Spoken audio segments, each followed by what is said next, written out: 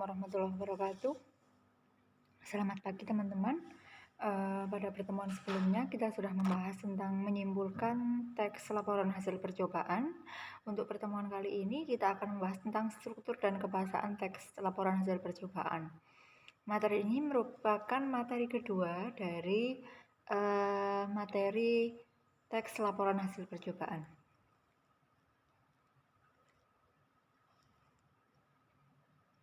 Oke.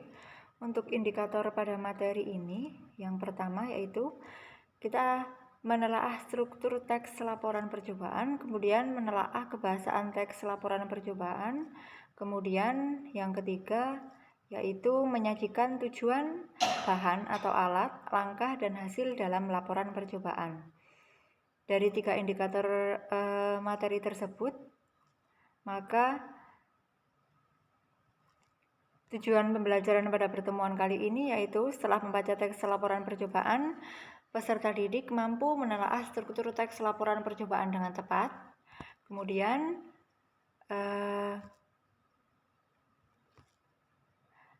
setelah membaca teks laporan percobaan, peserta didik mampu menelaah kebahasaan teks laporan percobaan dengan tepat.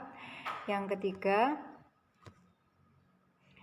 setelah menelaah struktur dan kebahasaan, peserta didik menyajikan tujuan, bahan, langkah, dan hasil dalam laporan percobaan yang dibaca dengan tepat. Dari 3 tujuan pembelajaran tersebut, maka kita ada beberapa materi. Yang pertama yaitu contoh teks laporan hasil percobaan, pengertian, struktur, dan langkah untuk menyajikan teks laporan percobaan. Materi yang pertama yaitu pengertian. Pada pertemuan sebelumnya kita sudah membahas tentang pengertian teks laporan percobaan. Saya hanya akan membacakan saja. Laporan adalah segala sesuatu yang disampaikan seseorang baik berupa lisan atau tulisan yang berisi kegiatan yang sudah dilakukan pada pihak yang meminta hasil kegiatan tersebut. Intinya nanti ada melakukan langkah-langkah kemudian dilaporkan begitu. Kemarin kita sudah belajar tentang ini. Kemudian materi yang kedua yaitu struktur. Seperti yang sudah saya sampaikan pada pertemuan sebelumnya, kita sudah melihat contoh bahwa dalam contoh itu tentunya ada beberapa struktur. Struktur yang pertama yaitu judul, kemudian alat, kemudian tujuan, kemudian yang ketiga adalah alat dan bahan, yang keempat adalah langkah-langkah, yang kelima adalah hasil, kemudian yang keenam adalah simpulan. Dari struktur ini kita juga akan membahas tentang kebahasaan. Contohnya seperti ini. Di sini adalah contoh percobaan membuat tinta tidak terlihat. Maka dari contoh ini kita bisa menyimpulkan struktur dari teks laporan hasil percobaan ini. Yang pertama yaitu ada judul. Nah, judul itu berarti yang paling atas sendiri, membuat tinta tidak terlihat. Kemudian struktur yang kedua adalah tujuan. Nah, tujuan ini biasanya adalah kalimat pembuka. Kalimat pembuka dari teks laporan hasil percobaan. Kemudian yang ketiga adalah alat dan bahan. Dalam teks laporan hasil percobaan biasanya sudah akan terlihat alat dan bahan. Di situ juga terlihat lemon, air, sendok, mangkuk, cotton bud, kertas putih, lampu bohlam. Seperti itu adalah alat dan bahan. Kemudian yang selanjutnya, struktur yang selanjutnya adalah langkah-langkah. Sudah ada teksnya di situ, langkah-langkah membuat. Ada yang pertama, kedua, selanjutnya, setelah itu, dan setelahnya. Kemudian adalah hasil, ternyata tinta bisa tidak terlihat. Kemudian yang terakhir adalah simpulan. Setelah yang bisa bekerja dengan cara yang sama adalah jus jeruk, madu, susu, jus bawang, cuka, dan anggur. Tinta tidak terlihat juga dapat dibuat dengan menggunakan reaksi kimia atau melihat cairan tertentu.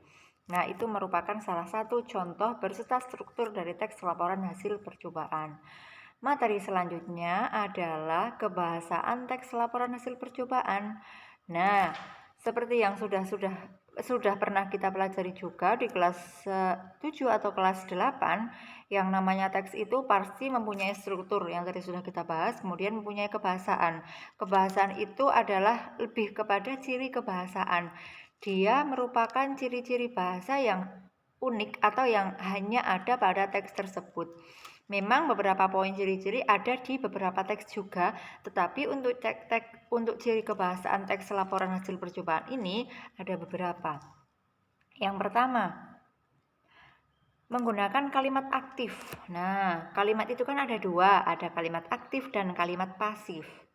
Kalimat aktif adalah kalimat yang predikatnya melakukan sesuatu pekerjaan. Ciri kata kerja berawalan dengan meng atau ber. Misalnya, ada kalimat Pak Atan memakai kacamata. Nah, di situ ada kata memakai, maka itu adalah kalimat aktif berawalan kata kerjanya atau predikatnya berawalan dengan meng. Tetapi ada juga yang namanya kalimat pasif. Itu berarti kata kerjanya menggunakan awalan di, tinggal objeknya dibawa ke depan, kemudian predikatnya subjeknya ke belakang. Kacamata dipakai Pak Atan, itu adalah contoh dari kalimat aktif. Yang dipakai di teks laporan hasil percobaan ini adalah kalimat aktif. Kalian akan biasa menemukan itu di langkah-langkah. Misalnya celupkan tinta, masukkan atau apa, itu adalah kalimat aktif. Kemudian yang kedua adalah kata tugas. Kalau biasanya misalnya ada kata, kalian cari di kamus, itu akan menemukan artinya. Misalnya buku, pasti di kamus maknanya adalah alat yang digunakan untuk belajar, atau dan sebagainya. Misalnya pisau, kalian akan menemukan artinya. Tapi kalau kalian mencari kata tugas itu ada artinya. Contoh kata tugas itu misalnya, yang pertama itu adalah kata tugas atau preposisi atau kata depan. Preposisi ini adalah kata yang mengawali frasa atau unsur yang mengikutinya. Misalnya ada di, ke, dari, oleh, pada, dengan, dan lain-lain. Kata-kata itu kalau kalian cari di kamus itu tidak akan menemukan artinya. Kata tugas begitu. Kemudian ada konjungsi atau kata sambung. Kata sambung itu penghubung dua satuan atau dua kalimat. Biasanya ada kata sambung antar klausa, kemudian juga ada kata sambung antar kalimat, tergantung penggunaannya. Contohnya, dan, tetapi, atau, melainkan, ketika, setelah, sebelum, walaupun, meskipun. Masih banyak lagi kalian bisa mencarinya. Kemudian ada kata teknis bidang. Bidang ilmu merupakan kosakata yang berkaitan dengan topik bahasan tertentu. Nah, misalnya pada pembahasan laporan hasil percobaan tentang kandungan uji vitamin, tentunya di situ akan ada kata seperti larutan. Kata teknis bidang ilmu itu adalah kata-kata tertentu yang hanya ada pada teks itu ketika membahas sesuatu.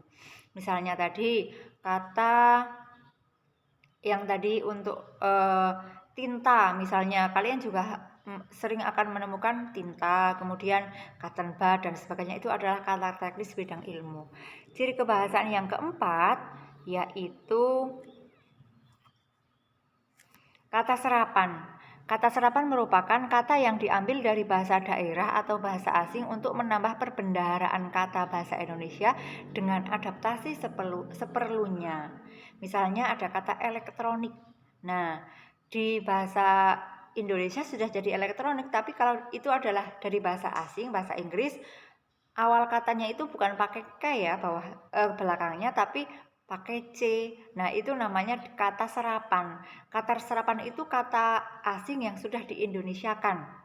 Jadi sudah diadaptasi atau diubah seperlunya. Karena di bahasa Indonesia tidak ada C yang dibaca K, maka elektronik diganti K C-nya, begitu.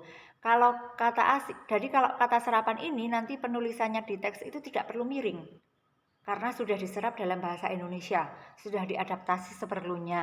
Tetapi kalau bahasa asing itu biasanya nulisnya miring, peraturannya begitu. Kemudian materi yang terakhir adalah, nah ini contoh dari teks kebahasaan. Nah, yang tadi ada kalimat aktif. Di kalimat yang paling atas sendiri ada yang sudah saya tebalkan. Nah, pernahkah kamu menemukan tinta yang tidak terlihat? Nah, ada kata menemukan, itu adalah kata aktif. Nanti bisa kalian pelajari lagi. Kemudian untuk materi terakhir yaitu langkah menyusun teks laporan hasil percobaan. Yang pertama, menulis judul teks laporan hasil percobaan, menemukan kerangka tujuan, menentukan alat dan bahan yang dipakai, kemudian menentukan langkah-langkah percobaan, kemudian menulis kerangka hasil percobaan, kemudian menulis kerangka hasil percobaan. Yang terakhir adalah mengembangkan kerangka struktur menjadi sebuah teks. Demikian materi pada pertemuan kali ini, semoga bermanfaat. Saya akhiri. Assalamualaikum warahmatullahi wabarakatuh.